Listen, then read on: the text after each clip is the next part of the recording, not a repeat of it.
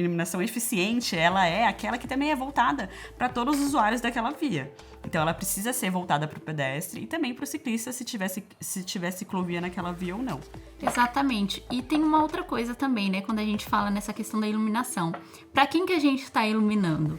Porque quando a gente vê os postes, para quem que eles são direcionados? Para calçada ou para via?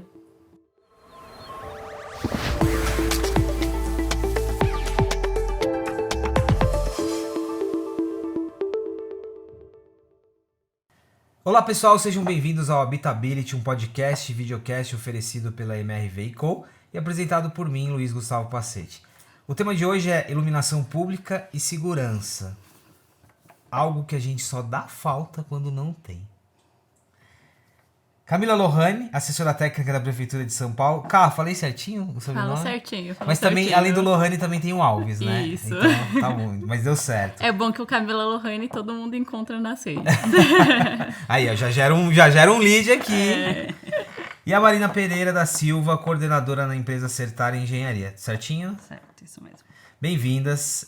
Iluminação pública como ferramenta de segurança. O nosso tema, pode parecer um tema técnico, mas no meio da conversa vocês vão perceber que não, né? O quanto está relacionado com o dia a dia, com a nossa vida. Dá um contexto hoje do que você faz na Prefeitura de São Paulo, assim, como que é o dia a dia lá? Bom, eu sou formada em tecnologia de transporte terrestre e hoje eu trabalho como assessoria técnica na área de transporte lá na Prefeitura. Então, toda a área operacional de eventos que acontecem na cidade eu sempre estou sabendo e organizo o transporte para isso. Sempre fiquei na área de transporte desde a minha formação. E aí já trabalhei na área de fretamento, e aí agora eu tô na prefeitura. Você falou de eventos, você tem trabalhado bastante. Mas você consegue ir pro evento pra curtir um pouquinho? Não.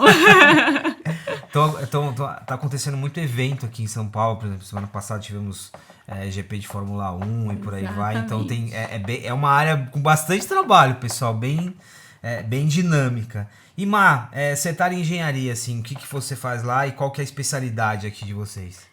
Bom, eu sou arquiteta e urbanista, tenho um mestrado em planejamento urbano e na Acertare hoje eu atuo como coordenadora de contratos em duas áreas, né? Eu fico tanto na área de projetos, então eu coordeno projetos de sinalização viária, de estudo de impacto, de trânsito, como também tenho a parte de coordeno projetos na área de estudos que são voltados para pesquisas de mobilidade urbana.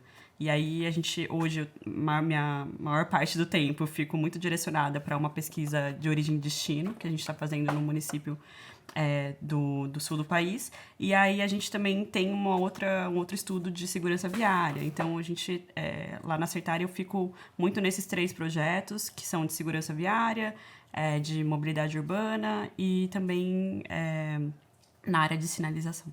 Acho que nos 2 casos são trabalhos muito importantes, assim, porque basicamente não funcionou, parou, e aí a gente tá falando de milhões de pessoas, né? Acho que a resiliência, a gestão aqui é muito, muito importante. Trazendo já o contexto de iluminação pública, a gente tem essa associação de iluminação pública com segurança e segurança em vários aspectos, né? Inclusive quando a gente vai para o lado da mobilidade. Por que é um tema que às vezes ele é tão próximo da gente no dia a dia, que não está envolvido no trabalho técnico, mas às vezes também ele é distante, assim? Como que é? Eu acho que acaba ficando muito no dia a dia das pessoas e elas não percebem a falta que aquilo faz quando a gente está caminhando, assim, para ir no mercado à noite. E aí, quando modifica, que vai uma lâmpada diferente, que a gente consegue ter essa percepção de, nossa, alguma coisa tá diferente, e às vezes a gente não consegue descobrir nem o que tá diferente. Isso que é o mais absurdo, né? A gente tem aquela sensação de conforto, de que algo está diferente ali, e acho que uma segurança do nosso próprio... uma própria reação do corpo, né, de que algo tá diferente, eu estou me sentindo mais seguro e confortável, e até a gente descobrir que foi uma lâmpada colocada no local adequado ali, pode demorar um pouco e passa batido muitas vezes. Quais as complexidades que tem assim no dia a dia? A gente está falando de uma cidade gigantesca, de muitas localidades que têm perfis diferentes, né, em vários aspectos. Qual que é o grau de complexidade do que vocês fazem? Olha, eu vejo a questão da iluminação pública muito mais crítica hoje na periferia. Então, nas periferias a gente tem muitas vielas, a gente vai ter a iluminação pública, mas quando queima, quem que vai lá arrumar? Como que isso acontece? É bem diferente de quando a gente está andando, por exemplo, aqui na Paulista, aqui numa avenida que tem muitos hospitais. A iluminação pública é extremamente direcionada, mas na periferia isso dificulta mais. E aí envolve muitas outras coisas quando a gente fala no direito da cidade, das pessoas, né? Como que fica o direito da cidade para quem mora na periferia? Que vai chegar à tarde, que provavelmente mora em bairros dormitórios, e vai chegar tarde com medo, não tem um caminho seguro para chegar em casa, e às vezes até abdica de fazer muitas coisas na cidade à noite para não correr riscos. Acho que a Camila trouxe mostrando um pouquinho já o que a gente fala muito aqui, né? A gente sempre, a cidade, isso vale para São Paulo, vale para BH, qualquer outra cidade, você sempre tem uma perspectiva central, periferia, e os desafios eles se modificam aqui.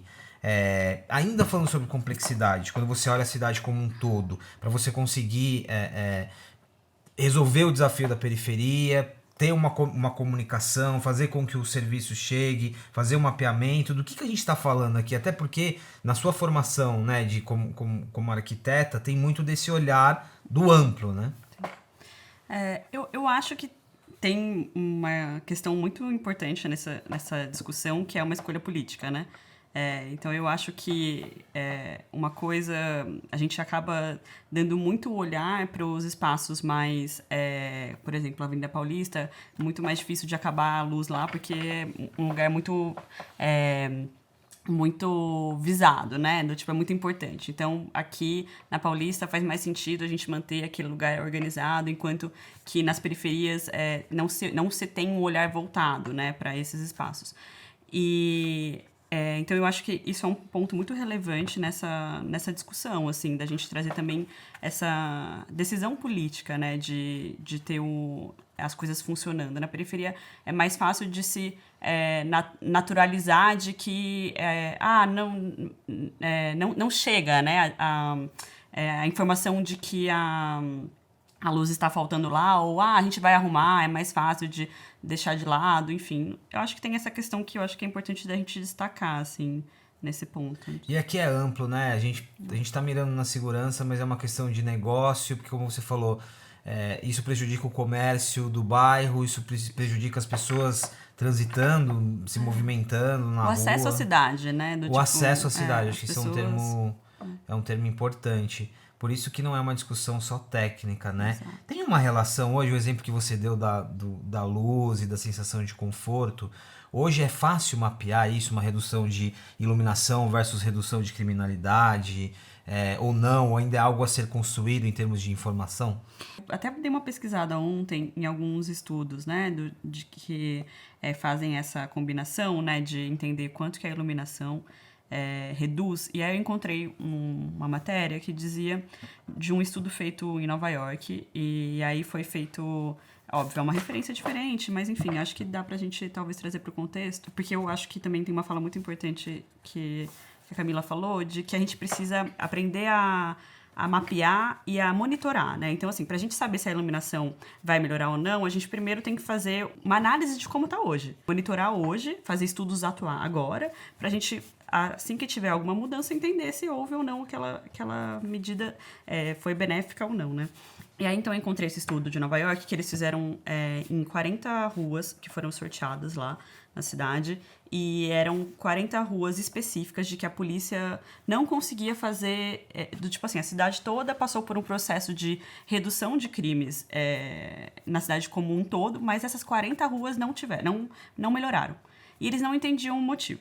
E aí eles fizeram todo um processo de implementar iluminação pública em acho que 300 postes, enfim, fizeram todo um investimento de melhoria de iluminação pública, e nesses espaços, nessas ruas, eles encontraram que eles perceberam que teve uma redução de 30% a 60% na criminalidade. Então, assim, isso é muito importante. Eles conseguiram, acho que foi um dos primeiros estudos, foi em 2016 que eles fizeram esse estudo, um dos primeiros a fazer essa coleta, né? Então, de realmente buscar, mapear e entender se existe ou não essa redução.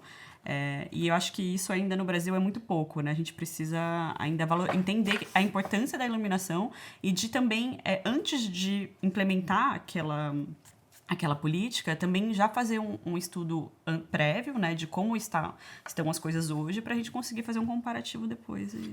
E eu acho que também, né, Marina, a gente tem que levantar que a iluminação, ela não vai eliminar a criminalidade. Isso, ela vai reduzir. Ela é um ponto importante para reduzir e a gente tem uma vivência ali naquela região. Então, a gente vai ter as pessoas andando até um comércio, vai ter as pessoas mais na rua, porque tá iluminado. Então, num dia de calor, as pessoas vão estar ali mais na rua, vão estar se movimentando, que é o que faz a cidade, um bairro, né, a rua ficar mais viva e a gente ter essa segurança em andar e conseguir ver bem as coisas, o que tá, né, nesse nosso caminho, porque isso é importante.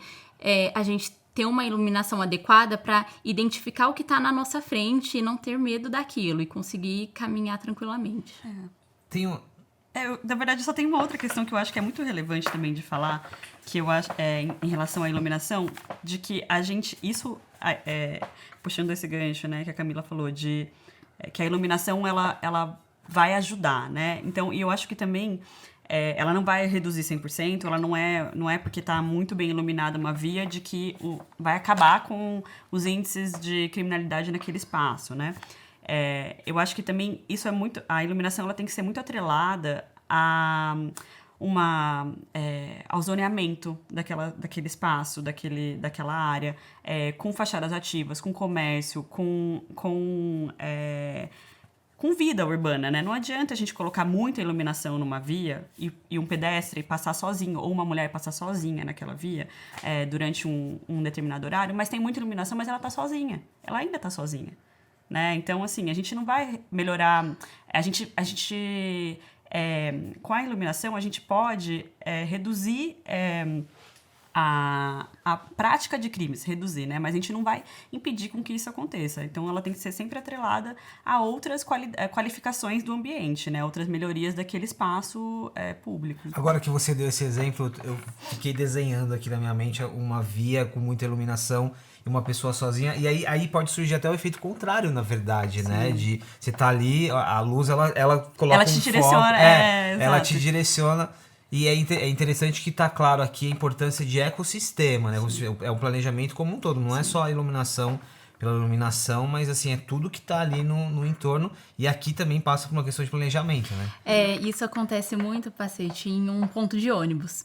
Se o ponto de ônibus estiver todo iluminado, mas o entorno dele estiver escuro, eu como mulher não vou ficar ali naquele ponto de ônibus. Eu vou tentar ficar o mais escondida possível para não ser o foco ali enquanto eu tô esperando o meu transporte público e eu estiver sozinha ali e tiver, assim, muito insegura. Então, é essa questão que a iluminação, ela tem que acordar com todo o seu redor, né? Esse exemplo também é interessante, mas ele é um exemplo muito sério, né? Ô, Cal, e aí trazendo uma perspectiva para pessoas de diferentes perfis aqui, talvez uma pessoa que não use o transporte público e não tenha noção de que isso acontece. Eu, como homem, que não passo o que vocês passam como mulheres no transporte público e na própria cidade, que situações existem aqui? Acho que o exemplo que você deu do ponto de ônibus, que parece básico, mas ele é importante. Que situações hoje que existem nessa relação da cidade, do transporte e da iluminação que torna a vida, por exemplo, de uma mulher na cidade mais insegura?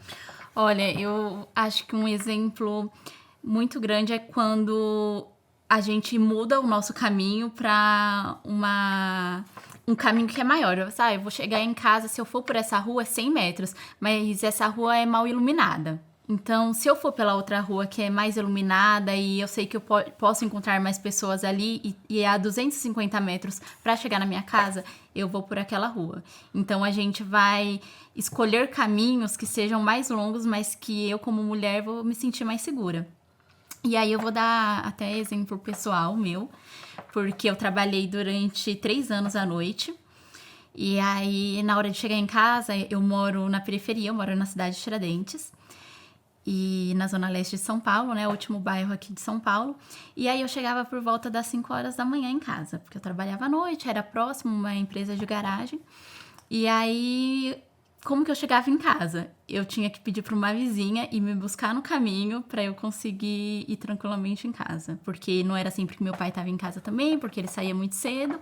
Então, para eu me sentir mais segura, eu tinha que pedir para alguém ir me buscar e conseguir fazer o caminho até em casa. E hoje, eu faço pós-graduação, então eu chego em casa também muito tarde. Eu chego por volta de 11h30, às vezes meia-noite. E aí o bairro também já tá mais tranquilo, então tem aqueles motoqueiros que ficam assim na segurança do bairro, e aí eu acabo ligando também e pedindo para me acompanhar até em casa, porque para mim é terrível fazer esse caminho sozinha. Olha só, e é algo tão básico, né? É a sua liberdade de locomoção. Exatamente. Que tem que alterar a sua dinâmica, que tem que tirar a tua autonomia, porque você acaba Isso, dependendo de uma outra exatamente. pessoa. Olha o impacto que isso tem em vários aspectos aqui. E aí, dando o exemplo da educação, que foi nesse momento, né? No caso da Sim. pós. Muita gente deixa de estudar por uma situação como essa. Exatamente. Muita gente deixa de trabalhar por uma situação como essa. Então, olha como a gente ampliou aqui a questão.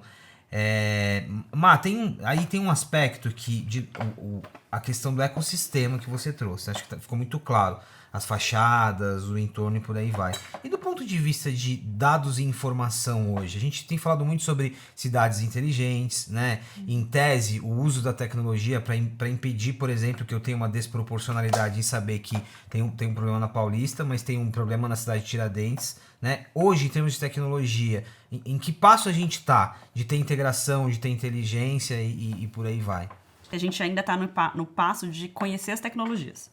A gente ainda está num... outro dia eu vi uma notícia de que lá em Fortaleza eles estão implementando uma iluminação que ela é para o pedestre, é uma iluminação inteligente também, que quando o pedestre chega perto da faixa, a iluminação aumenta, né? Ela fica mais forte. Até antes dele chegar, fica mais fraquinha. E aí quando ele está chegando, fica mais forte e o veículo pode ver. Mas isso né? É um teste em Fortaleza, em uma cidade específica, que tem tido todo... uma atenção muito grande em relação à Fortaleza, em relação à segurança viária. Então, é um caso muito específico. E eu acho também que tem uma questão de que é muito importante a gente ressaltar, de que a gente ainda tem espaços que nem recebem iluminação. Né? E a gente, então, tratar a tecnologia, né? Eu acho muito interessante ver uma faixa que se ilumina sozinha, tal, em um determinado espaço, mas quando a gente vai olhar de forma mais aproximada aonde essa faixa foi implementada, em que cidade, é um bairro super rico da cidade de Fortaleza, que os índices de sinistro de trânsito não são tão altos, enfim. Então, assim, tem decisões muito específicas em relação a implementar naquele local, enquanto que tem espaços que nem recebem iluminação. Então, eu acho que isso é muito importante da gente destacar. E eu acho que as duas coisas andam juntas. A gente não precisa parar, né, e falar, não vamos falar sobre tecnologia, né, não vamos avançar em melhorias enquanto toda a cidade não tiver iluminação. A gente também pode falar de dar acesso à iluminação com uma iluminação de qualidade, uma iluminação já de LED, né, de luz branca, Então, vamos fazer um programa nas periferias que não tem iluminação e já vamos implementar a iluminação correta, né, mais sustentável, que tem maior luminância, né, que ilumina mais a cidade. Enfim, então eu acho que a gente está nesse pé de descobrir ainda, né, descobrindo as tecnologias e ainda... Mas eu acho que do lado do setor público tem muito que avançar em questão de mapeamento, monitoramento dos espaços, onde tem iluminação, onde não tem iluminação. Como que é essa realidade, cara, assim, em termos de... Os dois lados da tecnologia, a parte de monitoramento, de dados, de informação, o quanto existe uma integração ou não, e o outro lado também, de uso de tecnologias muitas vezes para resolver algo, mas é importante o que você falou, né? A gente está considerando aqui, e por mais incrível que isso possa parecer, tem localidades de grandes cidades que não chega energia, né? Acho que vários passos atrás. Mas como que se dá essa discussão no dia a dia lá também? Olha, quando a gente fala dessa questão da iluminação e toda essa tecnologia, como que a gente pensa isso no Brasil hoje, onde que a gente tem, por exemplo, 35 milhões de pessoas que não têm nem acesso ao esgoto, ao saneamento básico. Então, isso é bem crítico a gente pensar. E aí eu concordo com ela de que a gente precisa ter essa qualidade, dar esse acesso primeiro, tirar essa... A gente hoje ainda tem a iluminação de sódio, que são aquelas luzes meio amareladas, que a gente não consegue identificar as cores, não consegue identificar bem as pessoas. E essa alteração pela a luz de LED traz esse benefício, né, da gente ter uma iluminação maior. Fala assim que é como se a gente estivesse vendo de manhã à noite, né, as luzes.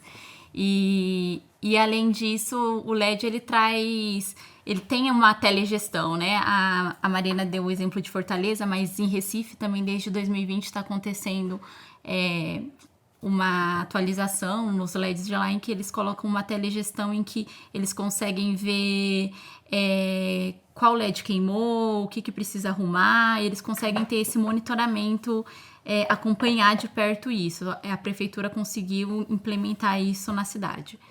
Mas não são em todas, né? A gente está caminhando. Aqui em São Paulo, a gente tem 88% da iluminação pública de LED. Então, a gente tem que... 88% é considerável, né? É considerável. Então, a gente está caminhando para isso, mas antes da gente pensar na tecnologia, de tudo que o LED pode fazer, né? Porque tem a questão do Wi-Fi, ele identifica sensores de bueiro... Dá pra a gente fazer um trabalho bem grande, né? A partir do LED e dessa iluminação. Calma, mas aí, por exemplo, 88% você falou, né? É um número considerável. Mas é só, digamos que não é nem o começo, porque assim, tudo bem, você tem a iluminação, você tem a possibilidade de mapear, e aí volta na questão do ecossistema, mas você precisa criar uma estrutura. Acho que a lição de casa, ela tá nesse nível, né? Começar a criar uma estrutura, entender... tem uma relação de conectividade também, Sim. Tem outras tecnologias envolvidas. É o início de um processo para conseguir ter mais informação, né? Exatamente. E tem uma outra coisa também, né? Quando a gente fala nessa questão da iluminação. Para quem que a gente está iluminando? Porque quando a gente vê os postes, para quem que eles são direcionados? Para calçada ou para via? Os postes são sempre direcionados para via e deveria ser para os pedestres, não para os ciclistas, não é para o carro. Eu vou devolver essa pra você. Não, quando a gente olha pro lado eu da queria muito falar sobre isso. Por que isso acontece? Agora, de verdade, eu nunca pensei nisso, né? A gente tem hoje um padrão de cidade, que é um padrão muito do Brasil, que é o padrão voltado pro carro. E a fluidez do trânsito.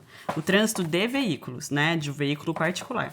Então, a iluminação das vias, elas são basicamente todas voltadas pro carro, pros veículos. Isso é intencional. Intencional. É pra via... Sim. É assim, na verdade, ela não é intencional que está no projeto, no tipo, entende-se que o poste, né? A iluminação do poste, ela também vai servir para o pedestre. Mas ela é uma iluminação voltada Mas ela é voltada pra via. E ela... por ser muito alta, e ela está voltada para via, a iluminação melhor acontece para via mesmo. Não sei se você já andou em algum lugar que a iluminação é voltada para o pedestre. É uma experiência completamente diferente. Provável. Assim, eu posso ter andado, mas eu não consigo. Ela é uma iluminação específica, do tipo, a gente tem uma altura de poste, não sei qual é a altura de poste hoje, a gente até pode ver certinho, a gente tem uma altura de poste de via comum, e a de pedestre, ela é mais baixa, e ela é direcionada para calçada. E a de ciclista, ela é melhor ainda, porque o ciclista está numa velocidade mais alta, e muitas vezes ele não vê o buraco da via, né? Então, é muito importante que a iluminação, uma iluminação eficiente, ela é aquela que também é voltada para todos os usuários daquela via. Então, ela precisa ser voltada para o pedestre e também para o ciclista, se tiver ciclovia naquela via ou não. E isso, assim, muda completamente a experiência das pessoas, tanto em termos de segurança, em termos não só de segurança contra alguma possibilidade de sofrer um crime, mas também da pessoa tropeçar num buraco, né? Dela cair, de algum obstáculo, a gente fala tanto né? sobre mobilidade aqui em vários aspectos.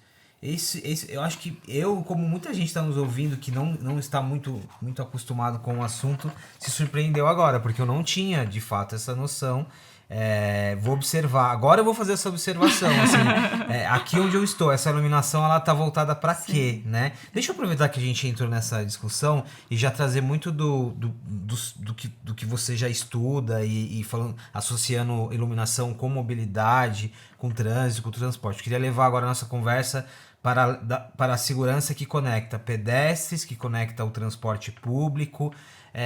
Vamos aproveitar aqui que eu fiquei surpreso com essa questão a iluminação da via direcionada para o pedestre. Vamos entrar um pouquinho mais em transporte público, transporte de passageiros, ciclistas. Quando a gente leva essa conversa de iluminação para essa dinâmica, ampliamos os desafios aqui, mas tem um papel nessa convivência, né? De carros, pessoas, ciclistas e por aí vai. Durante muito tempo, a pirâmide foi o carro como o ponto principal na cidade. Então, era o principal que toda a infraestrutura urbana, todo o desenho urbano era voltado para ele, porque a principal questão era a fluidez e de que as pessoas chegassem da casa ao trabalho. Agora, existe uma vertente da mobilidade que tem entendido que o carro não vai... Se a gente ficar nessa frente do carro, a gente já está travado, né? O carro já está estagnado. A gente tem quilômetros e quilômetros de trânsito diários aqui na cidade. Então, a gente já entendeu que o carro está defasado. A gente não pode seguir nesse caminho do carro sendo o principal e os projetos e as decisões nas cidades sendo as principais, porque ela não é sustentável em termos de meio ambiente e também porque a gente não vai ter espaço, porque quanto mais carro, mais espaço a gente precisa ter. Uma vertente de mobilidade, tanto nas prefeituras, né, nas decisões públicas, de que a gente precisa igualar todo mundo. Então, assim, a gente colocar a iluminação para cada usuário é mostrar para as pessoas na cidade de que todo mundo tem espaço. E, assim, entender quem é o mais vulnerável. O mais vulnerável no trânsito é o pedestre, em primeiro lugar, porque ele é o que não tem uma carcaça em volta dele, ele não tem um veículo para proteger ele. Então, ele é o mais vulnerável. Se ele sofre um sinistro, se ele sofre um acidente, a gente não se usa mais acidente, né? Porque não é um acidente, é algo que aconteceu por algum erro de desenho de via, de velocidade, enfim. Então, a gente não usa mais a palavra acidente. Então, se acontece um sinistro envolvendo um pedestre, a chance dele morrer numa velocidade muito alta, ou em qualquer velocidade, é muito grande. A gente vê a situação do ator Kaique Brito, lá no Rio de Janeiro, que sofreu um sinistro, e que, por sorte, ele não morreu, porque o veículo estava numa velocidade mais baixa. Essa ideia da iluminação, né, de você colocar... você fazer as iluminações específicas para cada grupo, você mostrar que todo mundo está... Na verdade, eu não queria dizer que está todo mundo no mesmo patamar, né? Mas que a gente reestabelecer tem um espaço para todo mundo, né? A gente mostrar que, assim, não é só o carro, né, na cidade. E o carro não é mais o importante agora. A gente tem pessoas mais importantes. Do tipo, tem os pedestres e os motociclistas e os ciclistas também. Hoje a gente tem muito problema com motociclistas, de sinistros envolvendo motociclistas. O que mais se morre no trânsito hoje são motociclistas, né?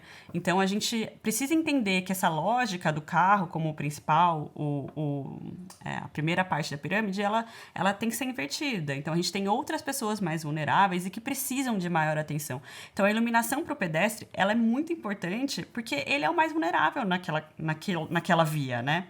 Então, por isso que é importante a gente ter essas iluminações direcionadas. E o ciclista também, ele também está vulnerável, ele também precisa ser visto, né? Ver e ser visto, né? Naquela via. Então, acho que isso que é importante nesse ecossistema, né? Isso conecta com o que você falou sobre, quando você menciona iluminação para quem, né? Exatamente. Estratégia para quem. E aí volta aquela reflexão, que é uma reflexão política também, né? Para quem a gente está desenvolvendo as coisas. Exatamente. Quais são as nossas decisões. E aí, um outro exemplo aqui de São Paulo também que eu tenho é que em 2017... por aí, a gente teve uma implantação dos ônibus noturnos aqui na cidade. E quando teve esse planejamento, foi levantado todos os pontos, como que era a iluminação desses pontos, porque a gente ia ter ônibus noturno, como que essas pessoas iam fazer o embarque e o desembarque nos bairros. Então, tá bom, foi feito todo um levantamento dessas iluminações para ter, para a prefeitura, né, reestabelecer essa iluminação. E foi restabelecida durante aquele ano. Mas e depois? como que ficou isso? Não teve um planejamento para continuar. Então, você vai passar por vários pontos de ônibus e a iluminação já foi embora. Não tem nada que garanta isso. Que aquela política se mantenha. Se mantenha, né? exatamente. E que alguém esteja fiscalizando aquela política, né, também. O problema da iluminação ou da criminalização não é só de um órgão, são de todos. É um problema de todos. A gente não pode pensar, é problema da segurança pública. Eu acho que é do transporte, porque o transporte, o ponto de ônibus é escuro. Então, é um problema de todos. Eu já trabalhei na área privada em que um transportador de ônibus, uma menina pediu eu quero descer mais próximo de casa porque é escuro. E aí eu ouvi dele, foi um absurdo assim pra mim como mulher, mas isso é questão de segurança pública, não é um problema meu. Mas ele poderia ter feito aquilo, ele poderia ter auxiliado o transporte, o desembarque daquela pessoa mais próximo. Então, é um problema de todos, é um problema da área da arquitetura, quando a gente fala de um plano diretor da cidade, que a gente está incentivando cada vez mais prédios, e quando a gente fala de prédios, a gente está falando de algo totalmente segregados, um muro em volta em que torna não só quem está passando ali seguro, mas quem mora no prédio inseguro, né? Porque a pessoa, para chegar lá no prédio, ela vai passar por alguns lugares, nem sempre tá de carro, e aí ela vai ficar insegura para chegar ali onde ela mora, que é vendido como um local seguro, e as pessoas em volta também. Então, é uma questão pública que tem a união de todas as secretarias, vamos dizer assim, sabe? Aqui é uma ótima reflexão pra gente terminar, e aqui no Habitability sempre aparece isso, né? Quando a gente fala de ODS, de sustentabilidade, é sempre uma responsabilidade compartilhada, inclusive compartilhada com o próprio indivíduo, assim, não tem como, não dá para departamentalizar ou separar uma discussão. E isso, quando você estava falando ali da parte do trânsito, dos motociclistas e por aí vai, essa é uma discussão quando a gente fala de mobilidade, que as pessoas elas tiram, é como se você tivesse times, né?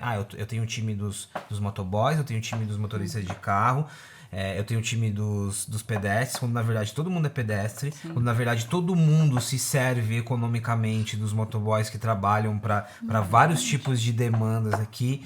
E aí, de novo, eu sempre gosto de trazer para uma reflexão humana. Assim, a gente falou de iluminação pública, mas é uma reflexão humana. Não dá pra gente jogar as responsabilidades. É olhar a cidade como um grande coletivo e como um grande ser vivo, assim. Não é fácil, né? Não é fácil, não é simples, mas a gente tem que fazer essa reflexão. Ká, queria agradecer por compartilhar com a gente, e eu acho que você também é um exemplo importante de como é importante que a gente tenha nos órgãos públicos e na própria prefeitura um olhar de quem vive uma situação, né? Exatamente. Porque você traz, você segue vivendo, morando na periferia, e você traz essa vivência como você mostrou aqui pra gente. Então, e esse olhar faz toda a diferença, né? Das pessoas que estão desenvolvendo e pensando a cidade, pensando a partir da ótica para quem vai ser desenvolvido, né? Exatamente. Então, muito obrigado. Eu que agradeço. Principalmente por trazer uma vivência muito, muito pessoal aqui. E, Má, obrigado também. Eu acho que você representa um público muito importante aqui pra gente na parte da arquitetura, da engenharia e por aí vai, mas que é um público que também precisa se reinventar, né? Que vem se reinventando. Quando você deu o exemplo ali da iluminação ser pensada para via, e eu falei de projetos, quando a gente leva isso pro individual, pros prédios, pras casas, tudo é sobre pensar o coletivo, mesmo que o projeto seja um projeto ali privado. Exatamente. Eu que agradeço também, foi uma oportunidade muito boa participar, e qualquer coisa estou à disposição. É isso. Como eu sempre digo aqui, vou terminar mais um episódio e nunca mais eu vou olhar pro poste sem lembrar da nossa conversa. E agora eu tenho uma lição aqui de observar. Essa iluminação, ela é pro pedestre, ela é pra via, pra quem que ela é. Muito obrigado, viu? É isso, pessoal. Mais um episódio do Habitability falando de iluminação pública e, de novo, voltando a essa nossa premissa de que tudo é sobre um ecossistema. Muito obrigado pela presença de vocês aqui e a gente se encontra no próximo episódio. O podcast Habitability é um oferecimento da MRV & Co., uma plataforma habitacional composta pela MRV e outras 4 marcas, Lugo, Sensia, Resia e Urba.